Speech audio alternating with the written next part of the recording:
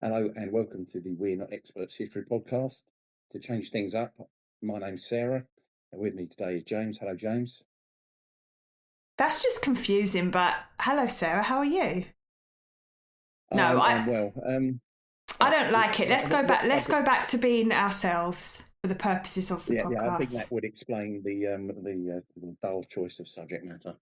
Mm. And what are you going to tell us about today? Well, I'd just like to say, first of all, please don't worry. This isn't going to become a classic car podcast because I am aware that my last topic was the Morris Minor. But I felt like I couldn't talk about the Morris Minor and not talk about the Morris Minor's older brother, the Morris Oxford. So that is what I'm going to be talking about today. But that said, this isn't going to become a classic car podcast, just to make that clear. But I just felt like I wanted to include the Oxford so it wasn't left out, you know? But I don't know if you're familiar with the Morris Oxford, because when most people think of the Morris Minor is the one that springs to mind normally. Although I imagine a lot of the older... When I think of British cars, I just think of rust and breakdowns. My car isn't rusty, and she has not broken down yet. So... Yet, yeah. But anyway... So I think a lot of the older generation would probably be familiar with the Morris Oxford. But the Morris Oxford, a bit like the Morris Minor, it was never meant to be flashy or exciting. It was one of those practical, reliable, comfortable sorts of cars that families and professionals and businesses would use daily. So in many ways, it was the definition of a sensible British saloon. And Bland. Sorry? Bland. Yeah, kind of, yeah. So it doesn't have the character of a Morris Minor, and that's not just me being biased because I have a Morris Minor. When you look at them side by side, the Morris Minor is a lot more characteristic. It's got like a real charm to it. Whereas the Oxford, it was a bigger, roomier, more grown-up version. Like I said, it's almost like the Morris Minor's older brother. That's kind of how I see it. If cars could have relations, that is. But so you've got your cheerful runabout, which is your Morris Minor. So imagine that. I mean, yes, they were family cars, small family cars, but the Morris Minor would be, you know, maybe your first car. A lot of people I've spoken to that are sort of in their 70s and 80s will say, oh, that was my first car, Morris Minor. So the Oxford was the car that you upgraded to when you needed a bit more space for the family. You know, kids are getting a bit bigger, all that sort of thing. Or even if you just wanted, they are. Even if you just wanted something a bit more substantial for the road, you possibly would trade up for a Morris Oxford. Now, the Oxford name itself actually goes back much further than what most people think. So normally if you say to somebody Morris Oxford, a lot of people will picture the later model, like the post-war model. But the badge first appeared in the early 20th century when William Morris was building what would become one of Britain's most important motor manufacturers. And over the decades, the Oxford evolved alongside the company, gradually growing larger and more refined. And by the 50s and 60s, the Morris Oxford had become very familiar, again, a bit like the Morris Minor. It was a sort of car you'd see parked outside the doctors or outside of small businesses or outside a semi-detached house. So it wasn't a glamorous car at all by any means, but it was dependable, and for thousands of drivers that's what was important. So it doesn't, even today, obviously there are collectors, but it doesn't get that nostalgic attention like the Morris Minor. I keep saying the Morris Minor. Can you tell I like Morris Minors? Yeah. But it did play a massive role in everyday motoring, which is why I felt it was good to talk about it. So, as I said, most people will be familiar with the post-war version of the Morris Oxford. But did you know when the first Morris Oxford actually appeared? I didn't know this actually until I started to research. No, I'm not a massive car person, No. so it's not. Yeah, but you know random things. But okay, so the Oxford badge, so the first Morris Oxford, actually appeared as early as 1913 when William Morris introduced a new car from his factory in Oxford. Hence the name pre-war, Oxford. Pre-war. This is pre-war, 1913. Pre-World War One, yeah. Yes, so pre-wars, if you like. So at this time, Britain's motor industry was still finding its feet. Obviously, we've got 2 wars on the way. We don't know this yet, but, you know, things are happening. So cars were very expensive, very unreliable, and they were generally considered a luxury for wealthy people. They weren't your everyday staple like they are today, or like they would become a bit later on, a few decades later.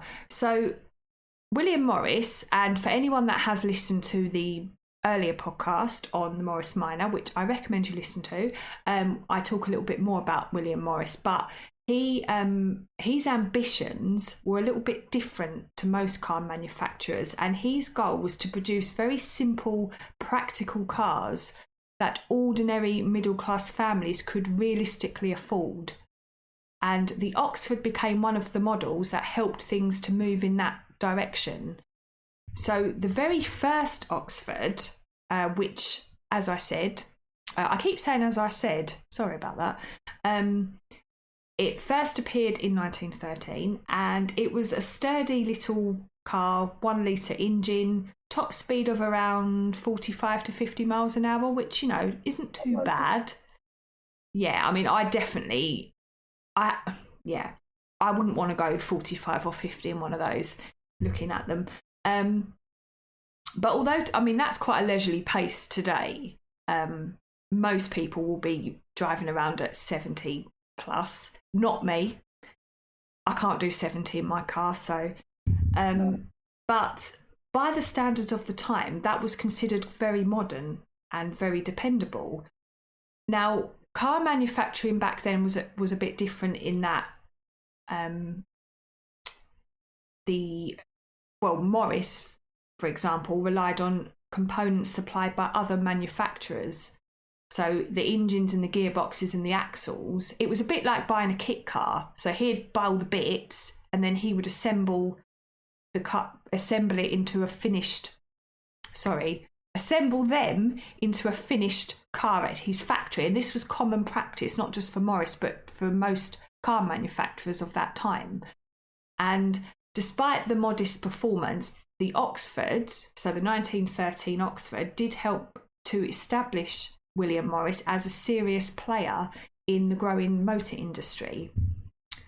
But then, of course, we have World War One, which kind of stuffs things up a little bit because factories across Britain naturally turned to wartime manufacturing.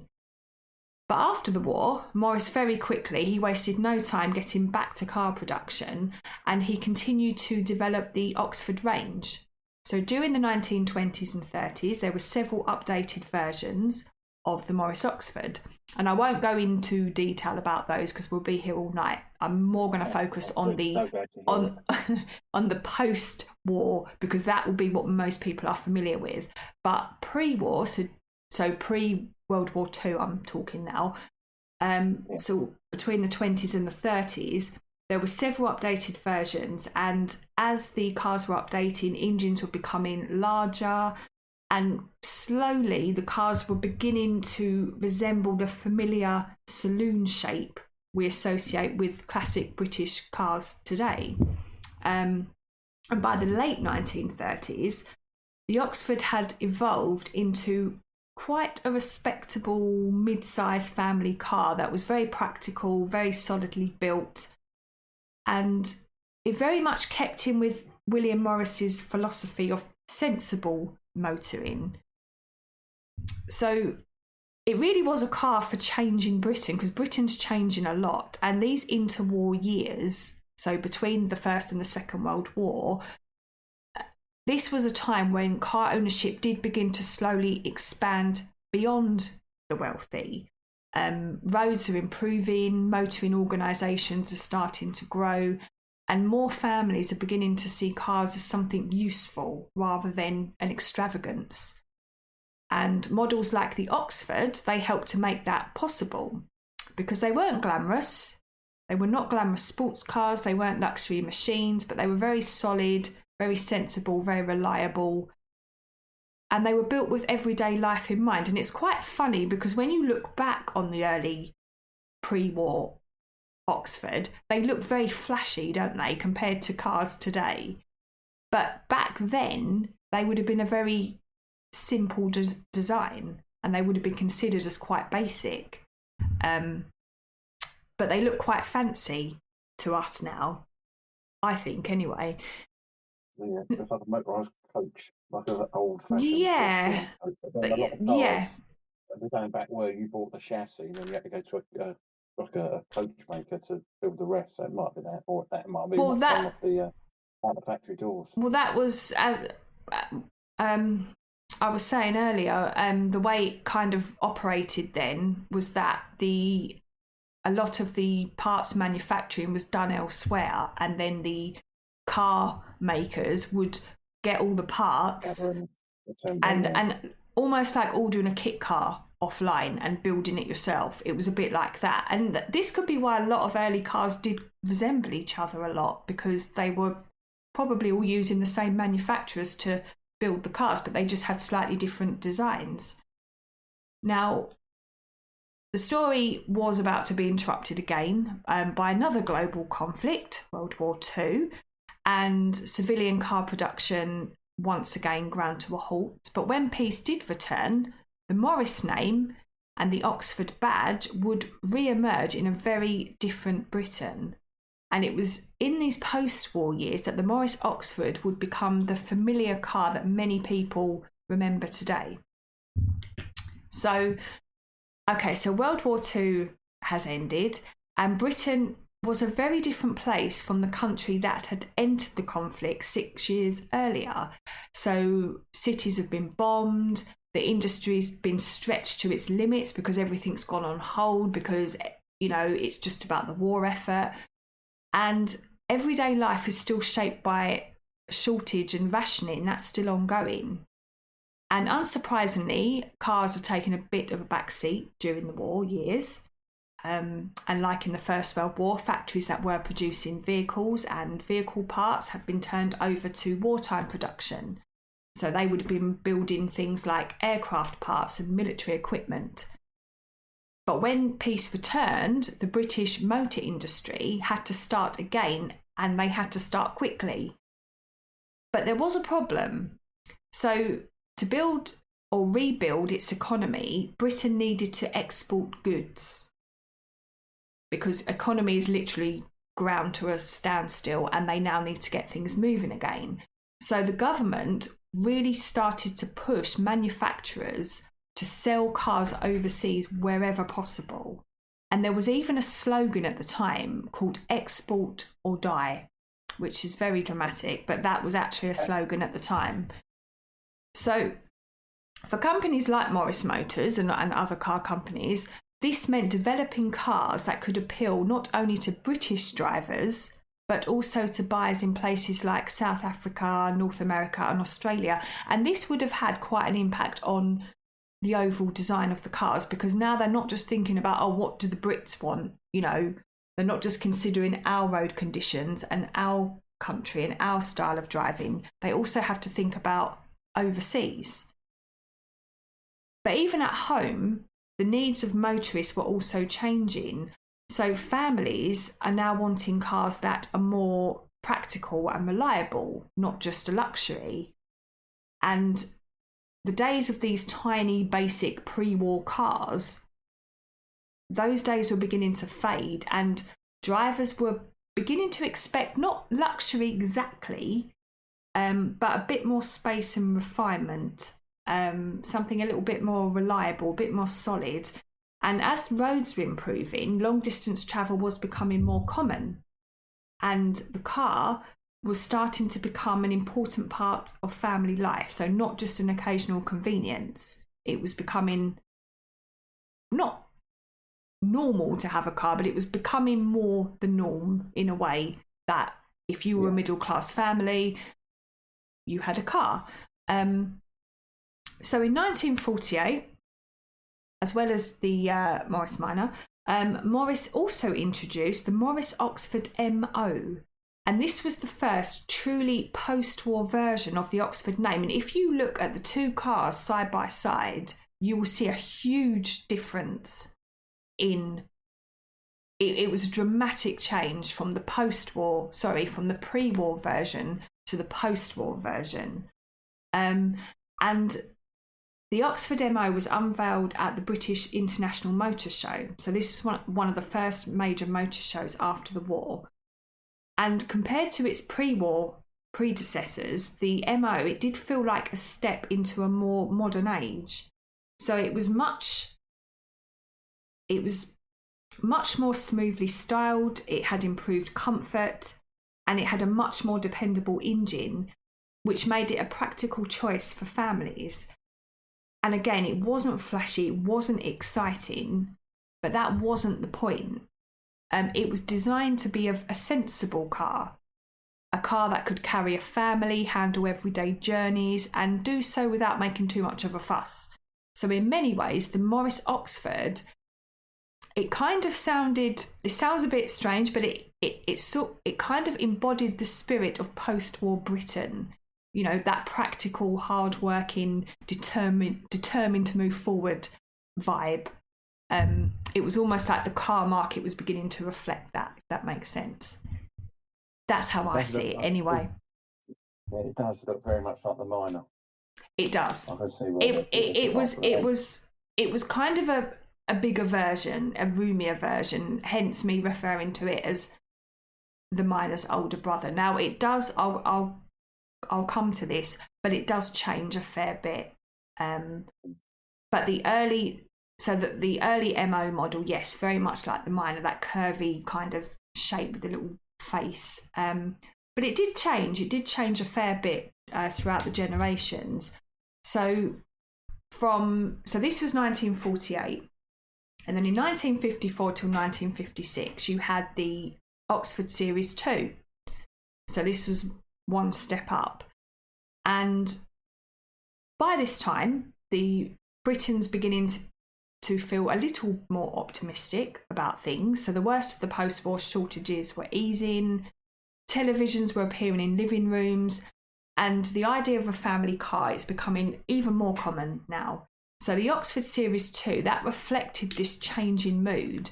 So it was slightly more modern, and it had a new 1.5 litre B series engine. So the Morris Minor is an A series engine. The Morris Oxford is a B series engine. So it gave it just a bit more power for the increasingly busy roads. So it was still very sensible, very practical, but it felt like a car for a country that was slowly beginning to find its feet, regain its confidence a bit. And then 56 to 59, you get the Oxford Series 3. So this was when the Oxford received its first significant visual redesign. So if you compare a Series 3 to an MO or a Series 2, you will see quite a significant change. You can see it's the same car, but it's starting to change its shape, and it's becoming more close to the later model of the Oxford, which most people will be familiar with when they think of the Morris Oxford. So it had a more modern body shape, and it had subtle tail fins, and a bit of a wider stance, and this was reflecting the styling trends of the time. And a lot of the design influences were coming from across the Atlantic. So American cars were becoming quite dramatic in appearance. You think of a classic American car from the 50s. Yeah. So it's kind of going that way, but not quite as dramatic. So although it did look quite restrained compared to its American cousins, the Series 3 definitely looked a bit more contemporary compared to what has gone before. And then we come to the end of the 1950s, and that is when we go into what's known as the Farina era. So this is Series 5 and Series 6. Now, there wasn't officially a Series 4, just to put this in there, but there was a short-lived Series 4 Traveller which existed. Now, this was produced as a stopgap before the arrival of the Farina models, and it was largely based on the Morris Oxford 3, but with a few minor updates and improvements, and obviously it was like an estate version, and it was produced in relatively small numbers between 57 and 58, but it was one of the more obscure chapters in the Oxford story. It's not particularly well known. There weren't many of them made. I think because Morris was gearing up to produce the Farina, they kind of skipped the saloon for the Series 4 saloon. They just jumped straight to Series 5. So this came about in 1959. So this is the British Motor Corporation, because there's been a merger.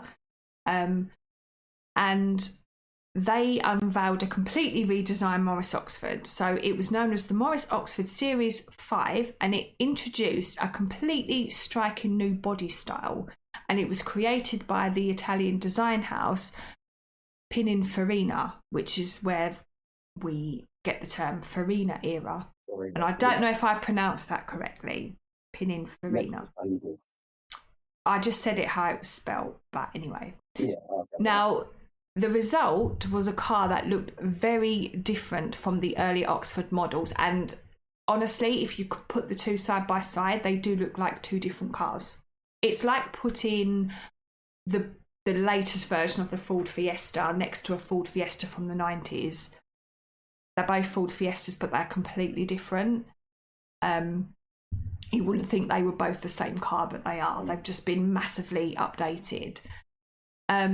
So instead of the curvy look, you had these clean, straight lines and much more angular. And the windows were larger, made the car feel more spacious. And we've still got the tail fins, so we're still hinting at this kind of contemporary American styling. Now, although when you think of Italians being involved, you think of glamour, the overall design was still very practical, and the Morris Oxford was still intended to be a sensible family car, not a showpiece. And just to say as well, this Farina styling, it wasn't unique to the Oxford. In fact, the same basic body shell was used across several models within the BMC range. And when I say BMC, I mean British Motor Corporation. So you can include things like the Austin Cambridge and the Wolseley 1560. Very similar in shape.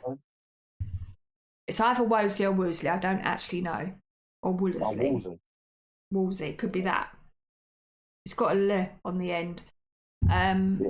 Again, not a brand I'm familiar with myself, which is why I can't pronounce it.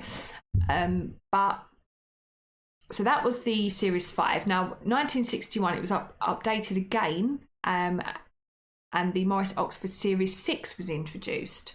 Now, externally, the Series 6 looked very much the same as the Series 5, but it received a slightly larger 1.6 litre version of the B Series engine, so this gave it improved performance and a bit more flexibility on the road. Now, did you know as well, I just dropped this in because I found this really interesting. One of the most remarkable chapters in the Morris Oxford story didn't happen in Britain at all.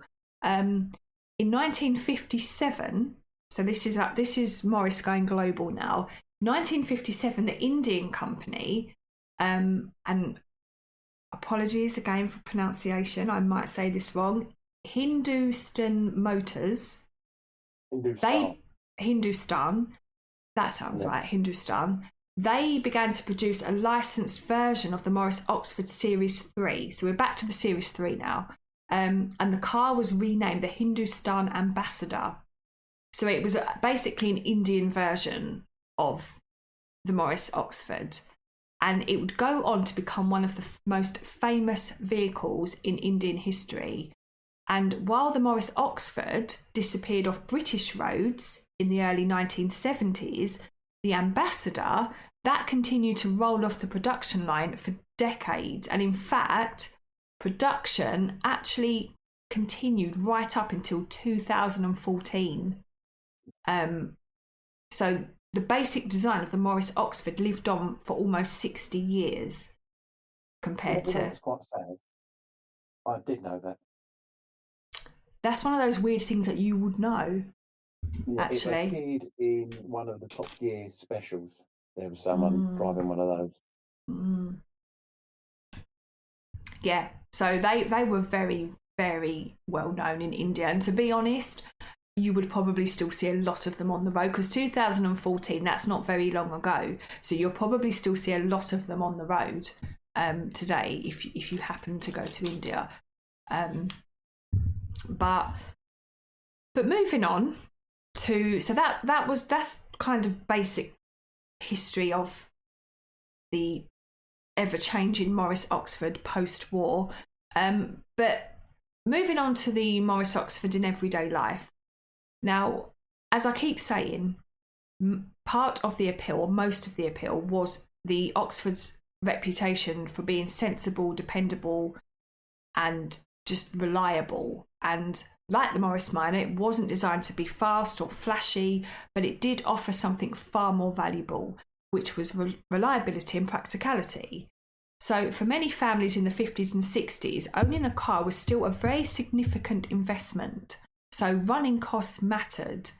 And the Oxford did earn a reputation for being relatively economical to maintain. And the B series engine, that was very dependable. It was known for its durability, and it was shared with several other cars produced by the British Motor Corporation, which meant parts were widely available, mechanics were very familiar with them, they knew how to keep them running. And even today, I mean, I imagine it will be the same for the Oxford, but one of the things that steered me towards getting a Morris Minor for myself as a classic car was the availability of parts.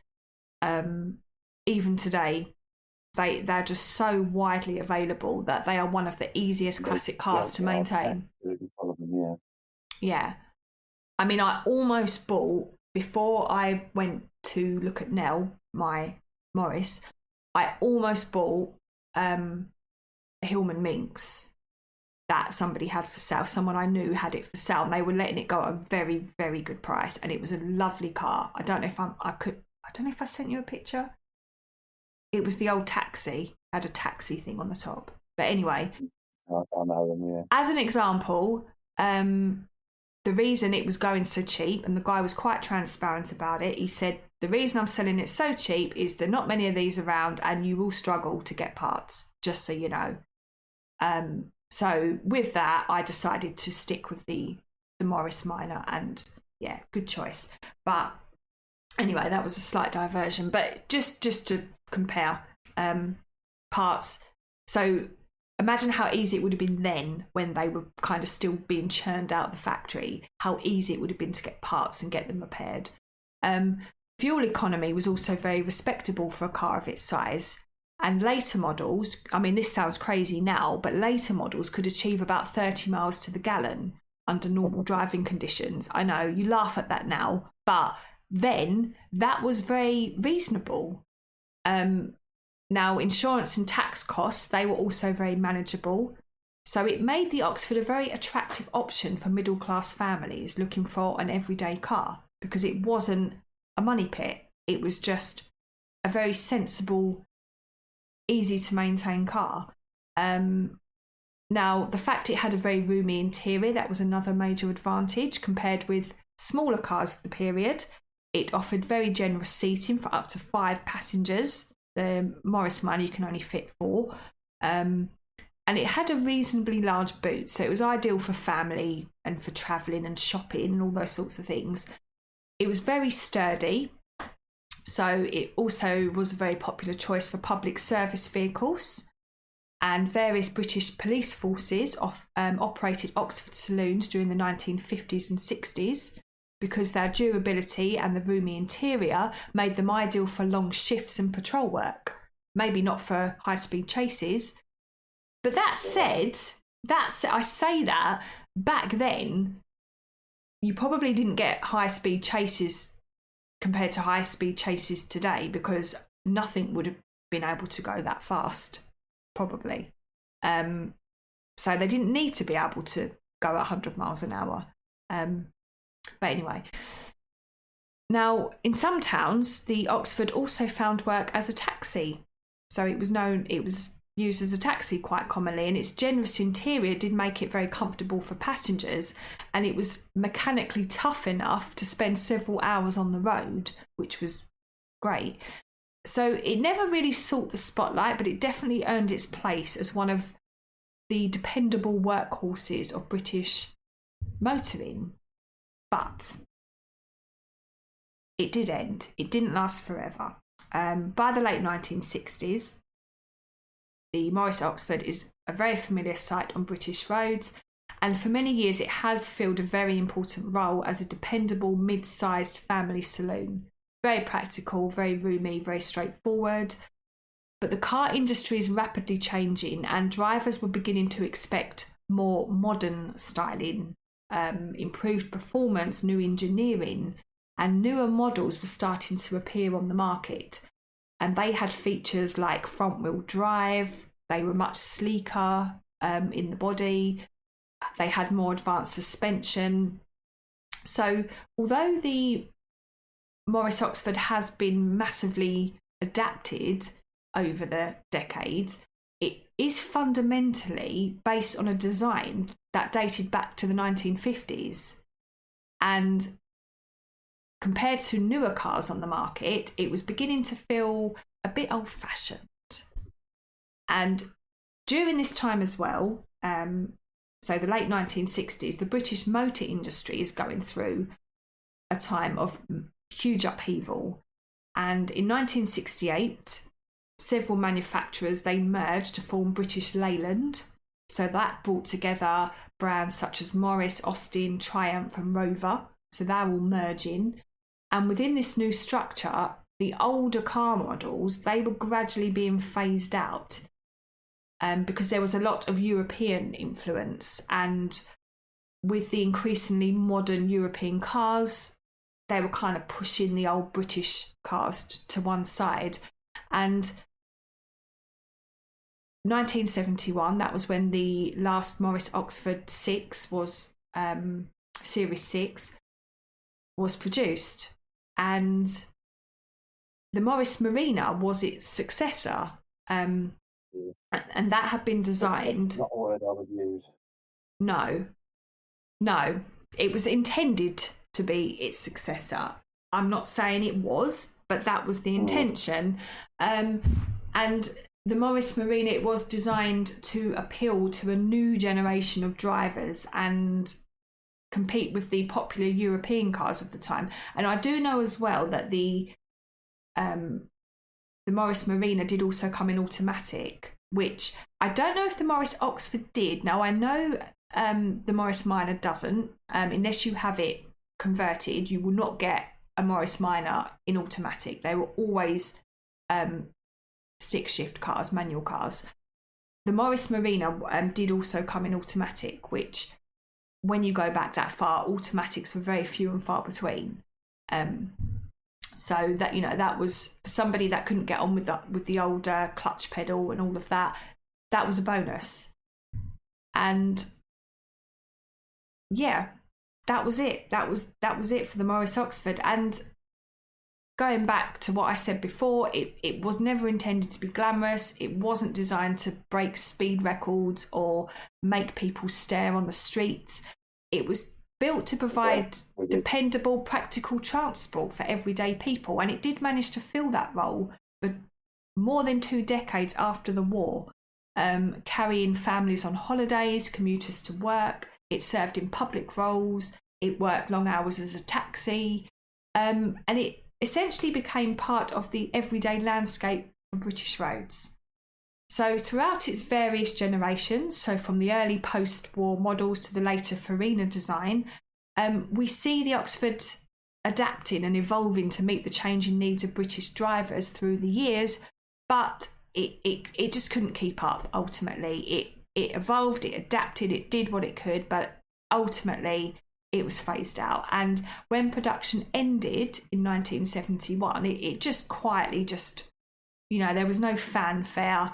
It just stopped. But the car had already secured its place in motoring history, so it may not be as famous or hold as much appeal as the Morris Minor, but with its reputation as a solid family saloon, it did help define what everyday motoring looked like for those generations. So that is the Morris Oxford. Are you awake? I imagine it. I did nod off. I imagine there's quite a lot of people like the Morris Minor who probably learned to drive. Maybe not the first car, but probably learned to drive in one of these. Probably borrowed their dad's car or something. Oh yeah. There would have been. Yeah. Oh yeah.